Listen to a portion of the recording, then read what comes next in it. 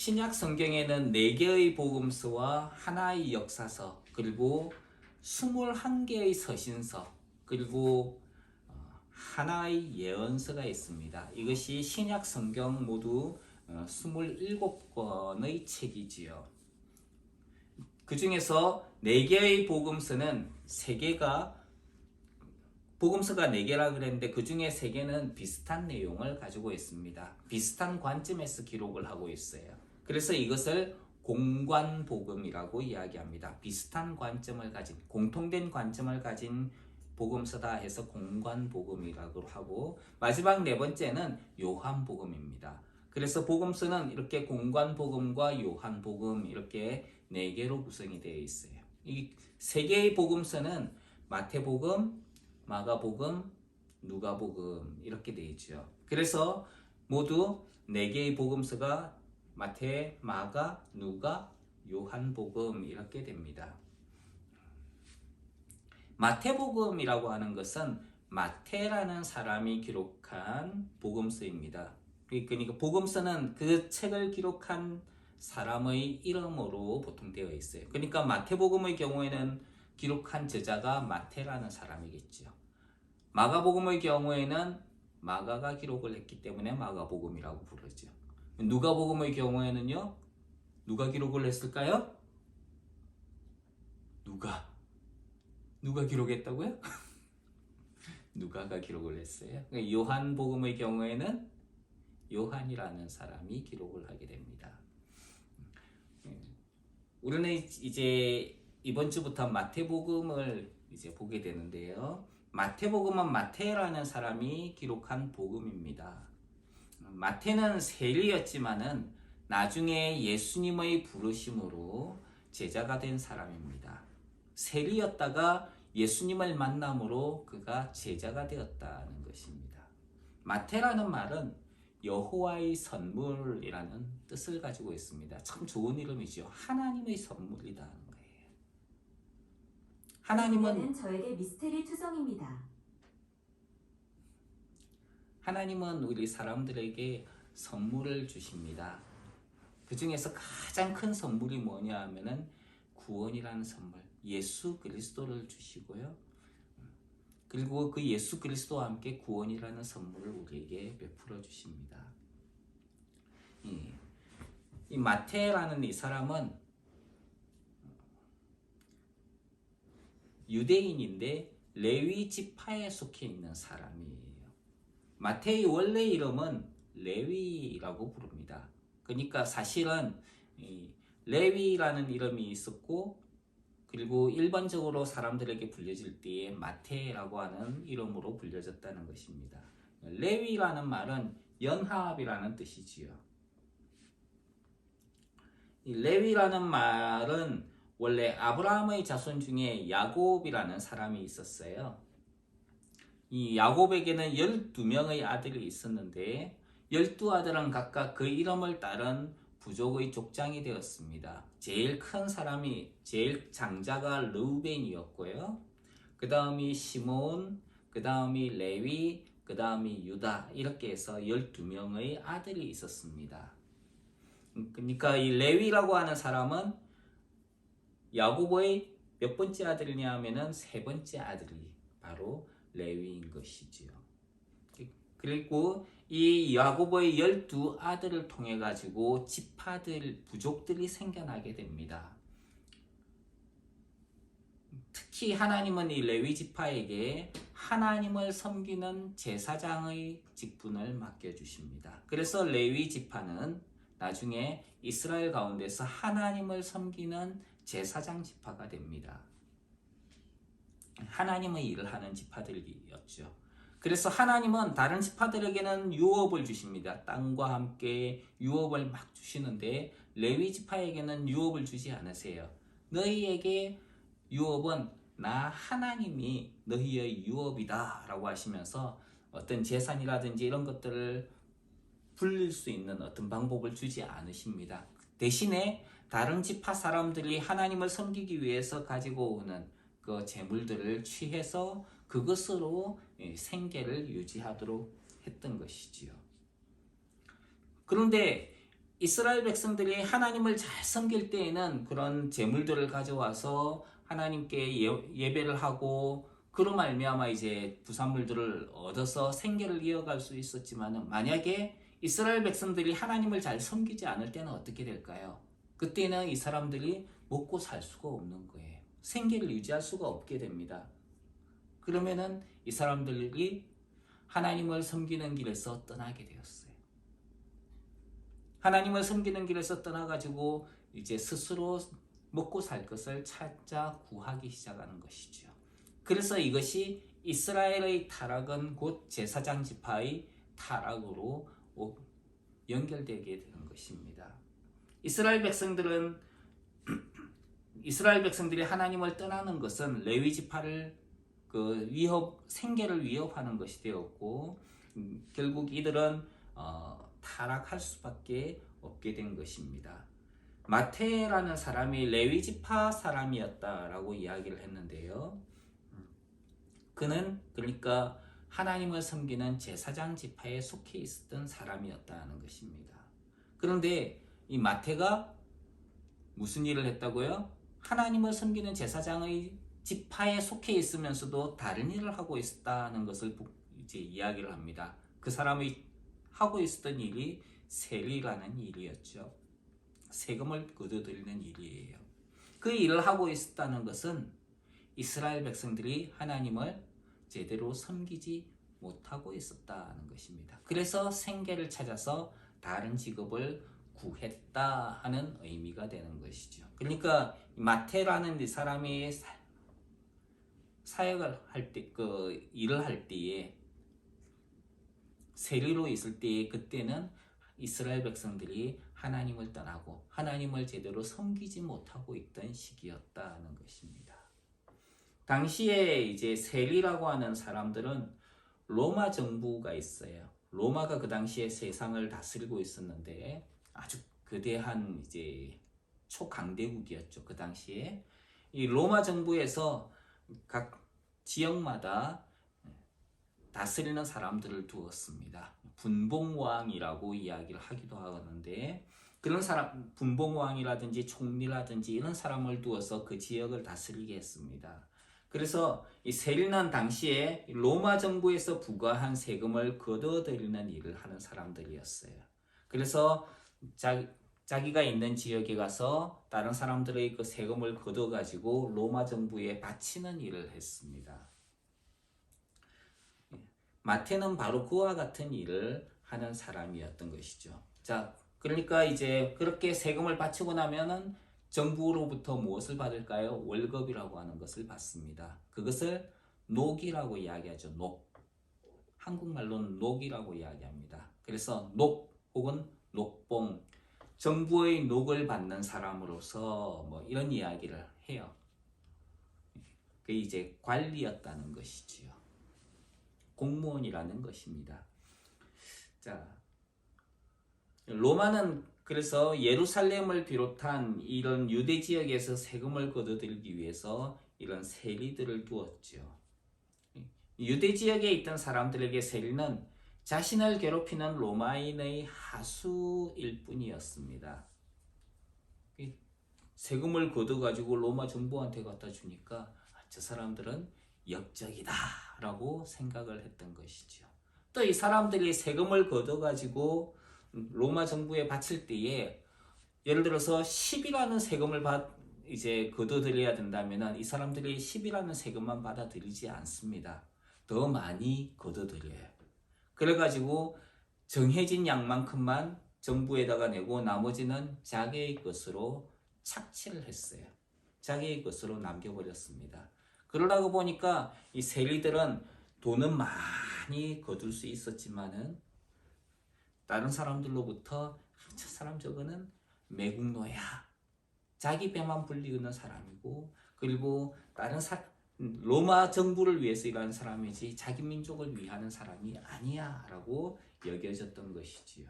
유대인들에게 그런 세리들은 동족을 생각하지 않는 악한 죄인으로밖에 비춰지지 않았다는 것입니다. 그래서 세리들을 대우할 때에 창녀, 죄인, 세리, 이 사람들은 동등한 존재로 여김을 받았습니다. 똑같이 하층민처럼 여김을 받았다는 것이죠. 근데 마태는 누굽니까? 레위인이지요. 하나님을 섬기는 제사장이에요. 제사장 지파에 속해 있는 사람인데 그가 먹고 살기 위해서 세상 일을 하다 보니까 어떻게 됐어요? 죄인과 창녀와 같은 그런 취급을 받게 되었다는 것입니다. 하나님을 섬기는 제사장이, 하나님을 섬기는 사람들이 하나님을 제대로 섬기지 않으니까 저 밑에 하층민으로 살게 되었다는 거예요. 다른 사람들로부터 미움과 멸시와 천대를 받는 사람들이 되었다는 것입니다. 우리 하나님의 백성들이 이 땅 가운데에서 어떻게 살아야 되는가 하는 것을 우리가 잘 생각해 보게 되는 부분이기도 합니다. 하나님을 섬겨야 되는 사람들은 하나님의 일에 하나님에게 속해 있는 사람들로 살아가야 되는 것이죠. 하나님을 떠나가지고 살게 된다면 비참한 삶을 살 수밖에 없습니다. 자, 아담이라고 하는 사람이 있었어요. 아담은 하나님을 섬기며 세상을 돌보고 관리하는 사람이었습니다. 하나님에게 속한 일을 하는 사람이었어요. 하나님은 그에게 모든 필요한 것들을 다 제공해 주셨습니다. 에덴이라는 곳에서. 그런데 아담이 하나님의 일이 아니고 마귀의 일을 하게 됩니다. 죄를 범하게 되고 하나님을 떠나게 되었습니다. 그러자 어떻게 됐어요? 그는 세상 가운데서 비참한 삶을 살아가게 됩니다. 하나님을 떠나니까, 하나님을 섬기는 사람이, 하나님에게 속해 있는 사람이 하나님을 떠나니까 비참한 삶을 살게 되는 거다. 우리는 그래서 성경은 우리가 여호와께로 돌아가자, 우리가 하나님께로 돌아가자라고 이야기하는 많은 선지자들이 있었던 것을 보게 됩니다.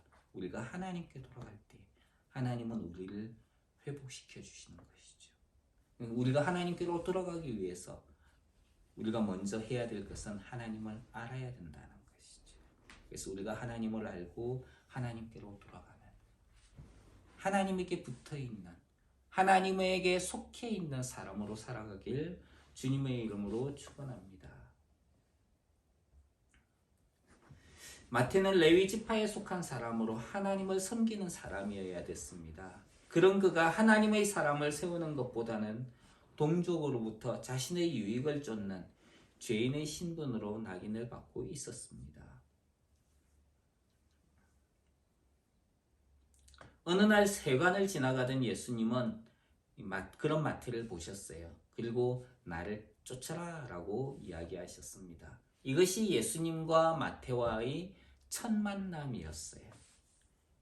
예수님이 나를 쫓아라 라고 이야기를 하셨을 때에 마태는 바로 그 길로 예수님을 따르기 시작했습니다.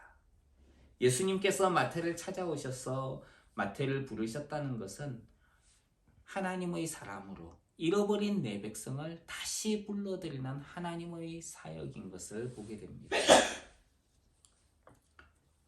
하나님의 사람으로 하나님께서 다시 마태를 세우고 계신다는 것이지요. 하나님을 섬겨야 하는 사람이 본분에서 떠나 죄인의 신분이 되고 먹고 살기 위해 돈의 노예가 되어 있던 마태를 예수님은 하나님의 사람으로 다시 회복시키고 세우고 계신 것을 볼 수 있습니다. 우리가 회복이 되는 것은 누구를 만날 때입니까? 예수님을 만날 때에. 하나님을 만날 때에 우리는 그 본분을 다시 회복하게 되는 것이다. 그래서 저는 여러분들이 하나님을 만나고 예수 그리스도 안에 있기를 주님의 이름으로 축원합니다.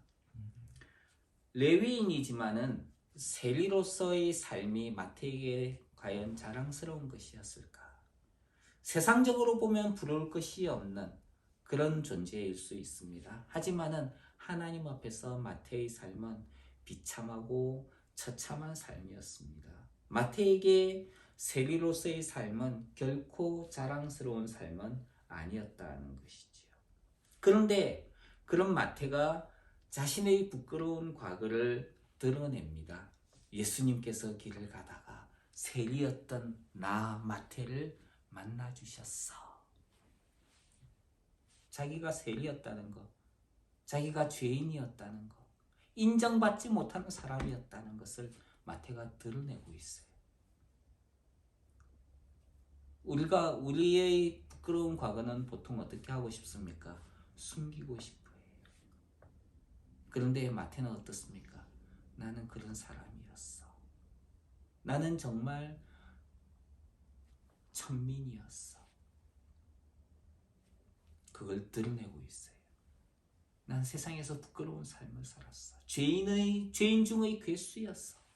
자신을 드러낸다는 거예요. 마태에게 있어서 중요한 것이 무엇인가 하는 것을 우리가 생각해 보게 됩니다. 마태에게 있어서 중요한 것은요, 내가 옛날에 어떤 사람이었어. 내가 옛날에 돈이 많은 부자였어. 내가 옛날에 권력이 있는 사람이었어. 그걸 중요하게 여기지 않았어요. 나는 옛날에 부끄러운 과거가 있는 사람이었어. 왜 그것을 드러냅니까? 예수 그리스도와의 만남이 그것보다 훨씬 더 중요하기 때문에 그렇습니다. 그럼 우리가 드러내고 자랑해야 될 것은 무엇일까요?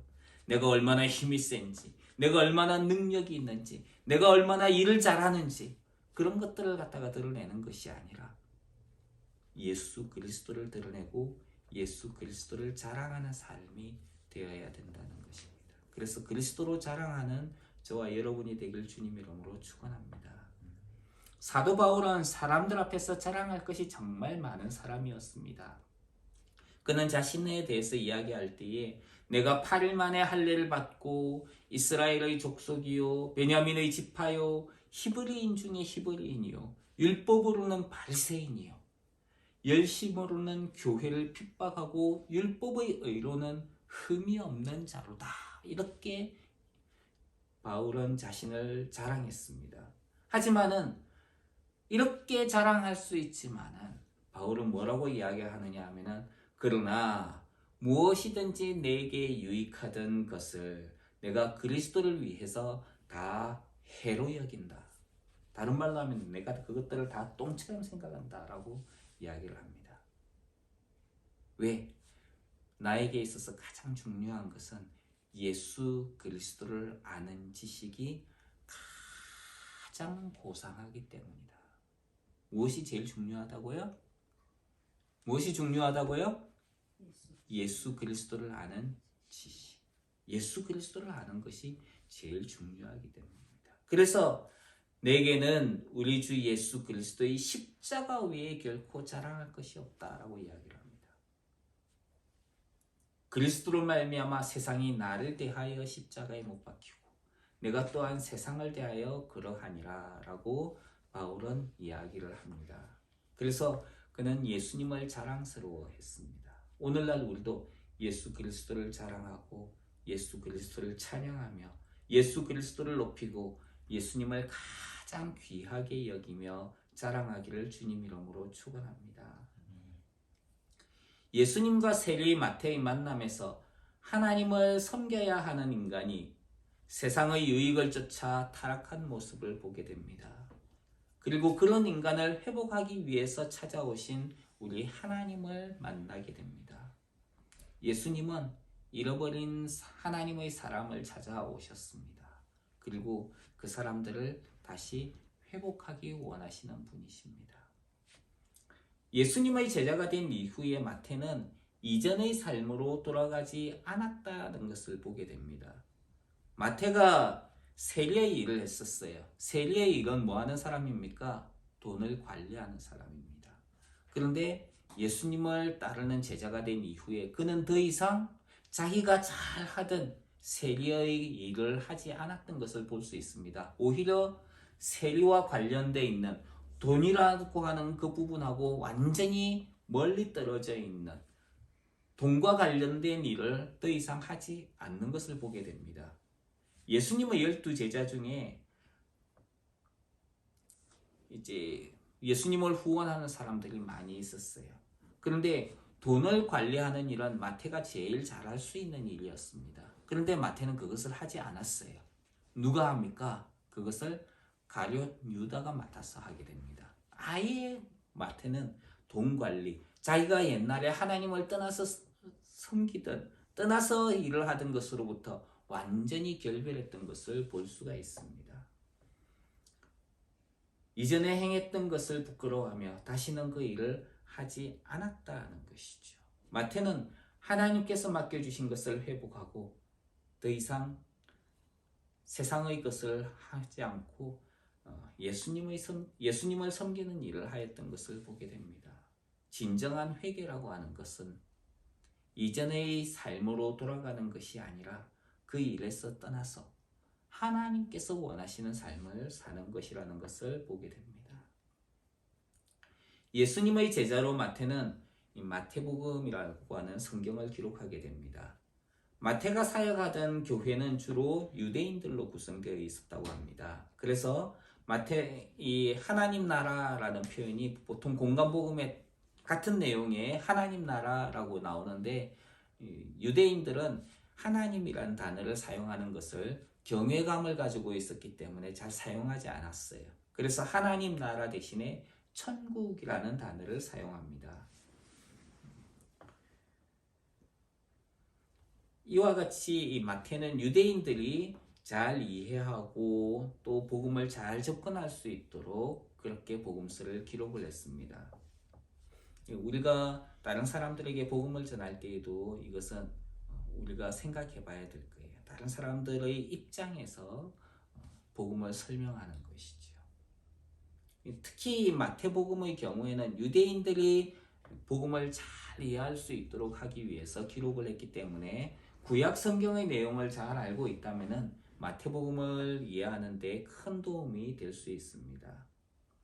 특히 마태복음은 모세와 예수님을 비교를 하면서 예수 그리스도의 우월하심을 강조를 합니다. 그래서 마태복음 5장에 보면은 옛 사람에게 말한 바 모세를 이야기하는 것이죠. 살인하지 말라고 했으나 나는 너희에게 이르노니, 이런 식으로 예수님의 우월함을 강조를 합니다. 원래 그것이 무슨 의미였는가? 이것을 설명해 주시는 예수님을 보게 됩니다. 이것은 당시에 누구도 생각하지 못했던 율법을 통한 하나님의 마음을 사람들에게 말씀해 주고 있는 예수님을 보게 됩니다. 복음서는 복음을 기록한 성경입니다. 복음이라고 하는 것은 복되고 기쁜 소식이지요. 사람들에게 복음이 필요한 이유는 사람들이 죄의 저주 가운데 있기 때문입니다. 인생의 모든 고통과 불행은 죄로부터 온 것입니다. 죄는 사람들을 종으로 가두고 죽음으로 향하게 만듭니다. 그런 사람들을 고통과 불행에서 벗어나도록 하기 위해서는 죄의 저주에서 건짐을 받아야 합니다. 이것을 구원이라고 말하는 것이죠. 이 구원은 세상이나 사람으로부터 나올 수가 없습니다.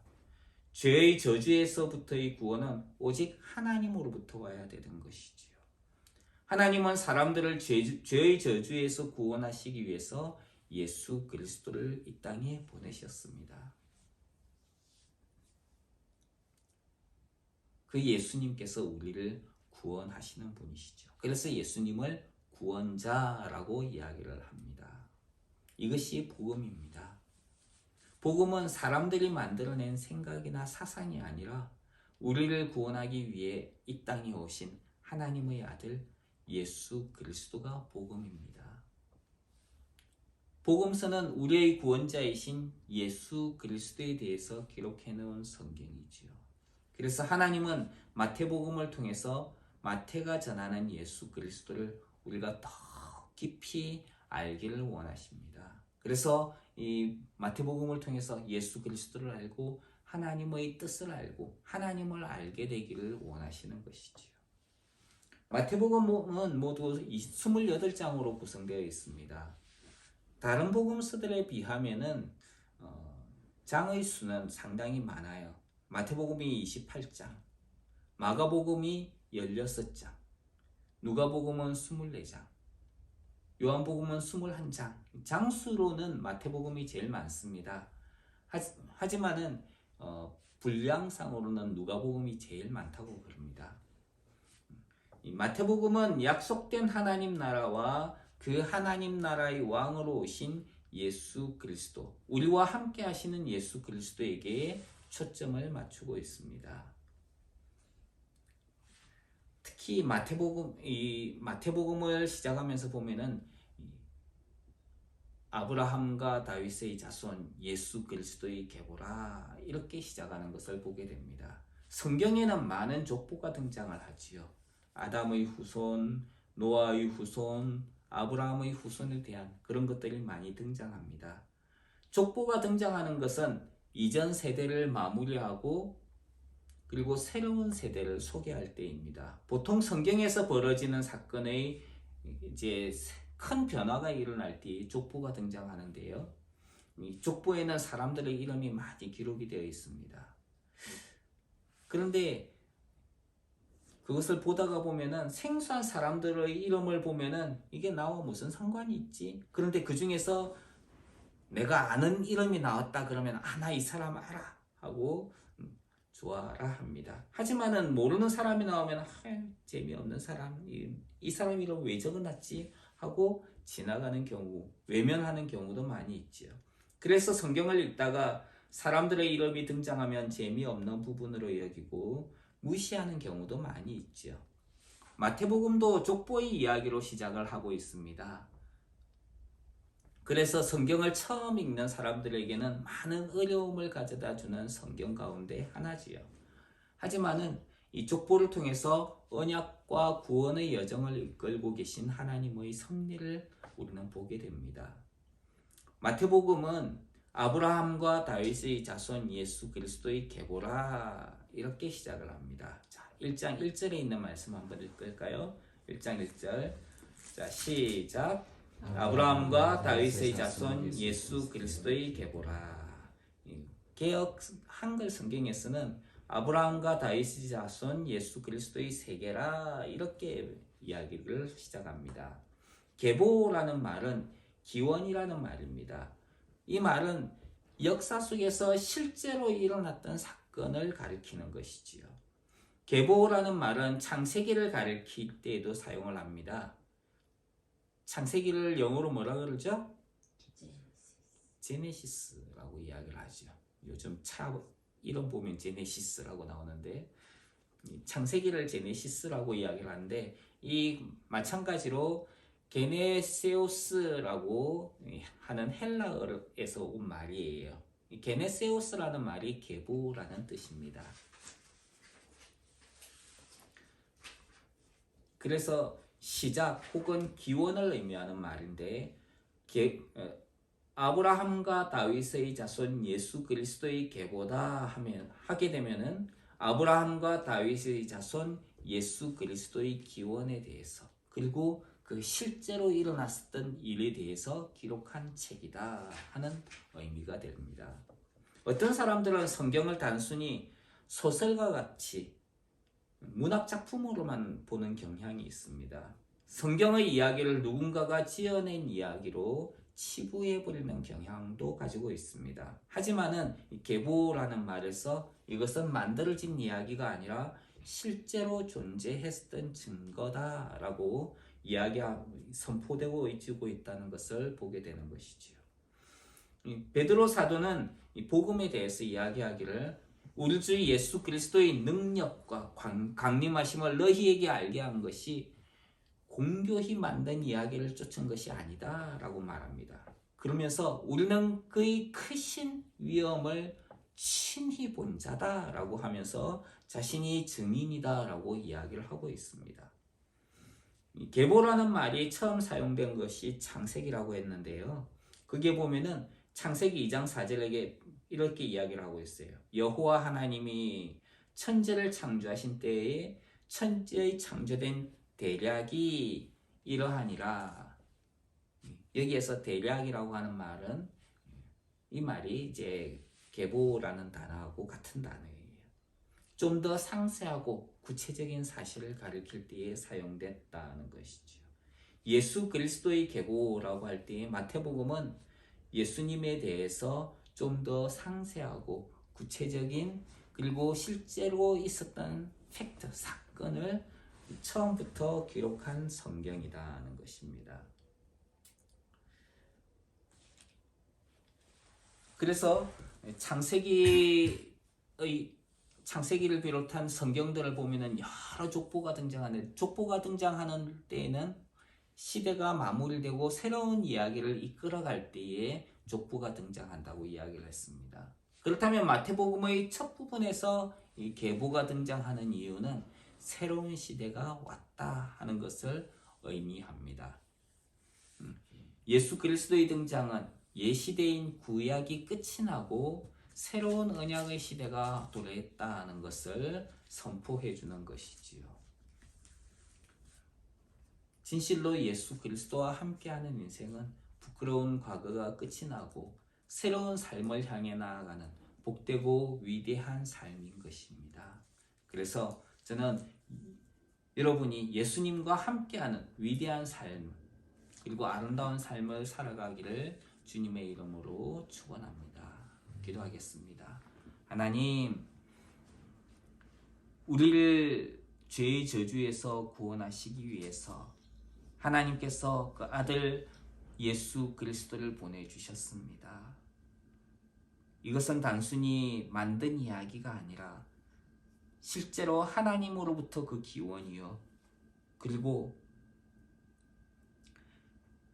예수 그리스도를 통하여서 있었던 사건을 이야기한 것임을 보게 됩니다. 하나님, 우리의 과거의 삶이 어땠든지 우리가 그것들을 자랑하지 아니하고 비록 그것이 부끄럽고 숨겨야 하는 과거이더라도 그것으로 인해서 우리가 낭망하지 아니하고 오히려 더 자랑스러우신 예수 그리스도를 바라보고 예수 그리스도로 자랑하며 하나님과 함께하는 그리고 하나님께서 우리 인생에게 원래 의도하신 그